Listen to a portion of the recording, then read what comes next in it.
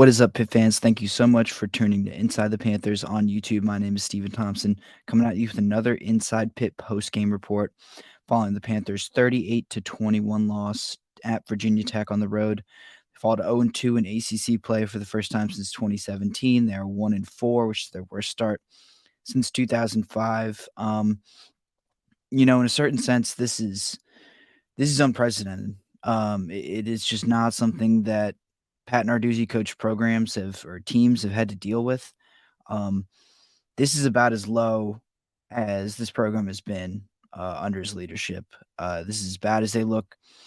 There is as little reasons for optimism as there ever have been. We've talked a lot about the way that Pat Narduzzi has been able to rally his teams from low points before, and he's become kind of a turnaround artist in a lot of senses, and to be honest, he just this team, I'm constantly stunned week after week at how much worse they look week by week.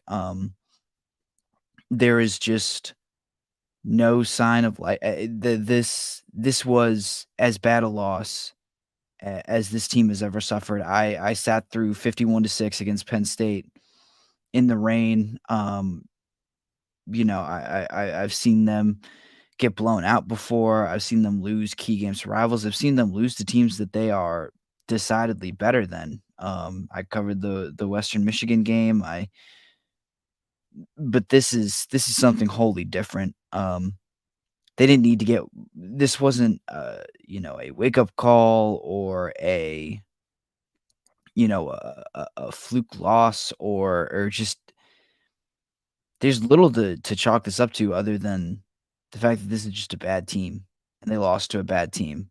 Um, I mean, we can just go down the list. The entire team was bad. There was almost nothing positive to draw from this. I mean, I think the one positive, if I have any, was the play of Braylon Lovelace, a freshman linebacker, but that's about it. I mean, we can start with the offense. I mean, the quarterback play was bad again. Phil Dracovic ran out of clean pockets. He was inaccurate, made poor decisions.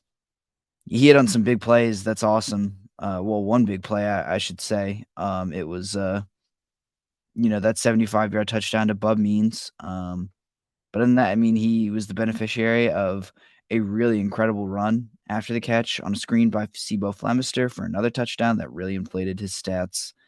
But he still only completed about 50% of his passes, threw for fewer than 250 yards.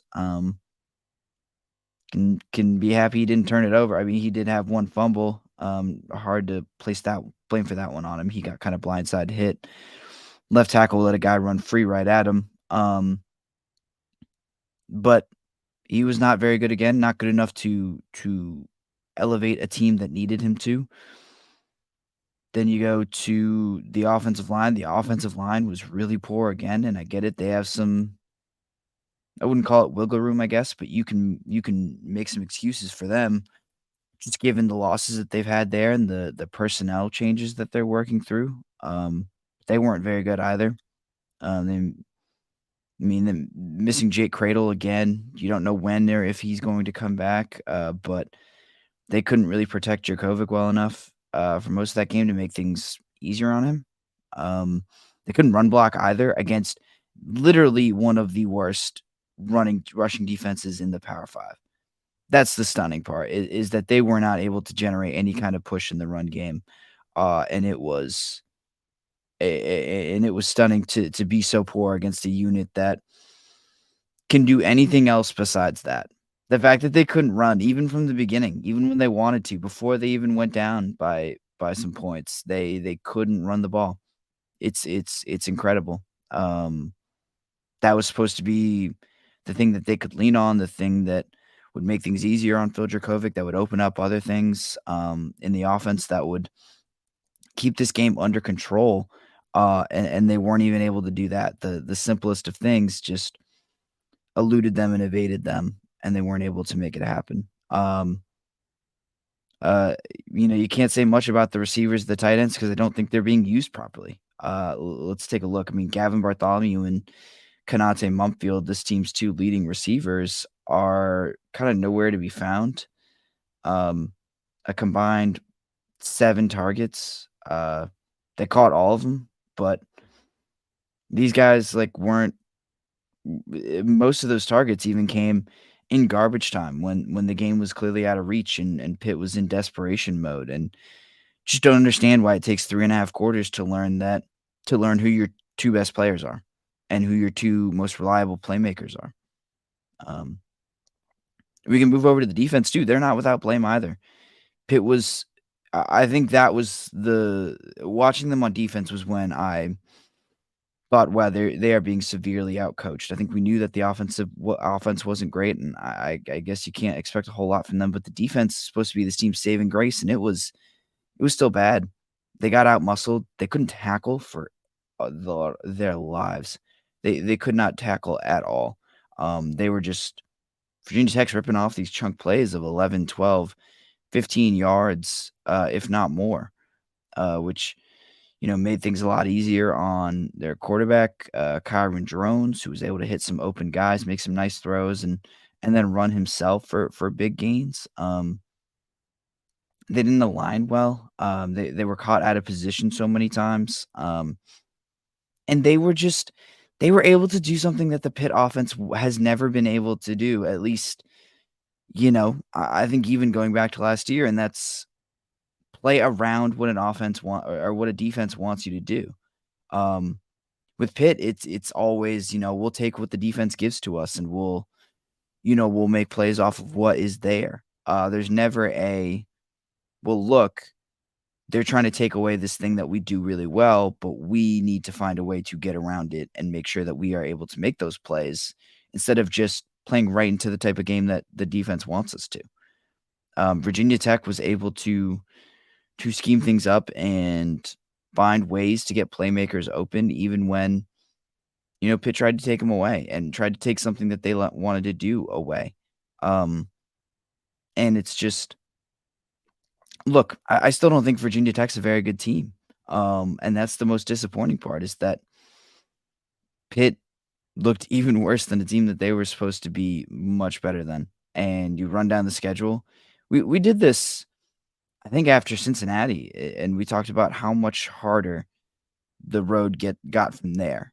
And that was with games against West Virginia and Virginia Tech in there. I mean, West Virginia looks much better than maybe we thought they were, but still think on paper that's a team that's not super talented, and that was a game that should have been able to kind of play into Pitt's hands. And Virginia Tech, this is a game that absolutely should have played into Pitt's hands. This matchup was made for them. It was tailor-made for them, and they couldn't do anything with it. And then the road only gets harder from here. I mean, you've made it through the easy part of your schedule.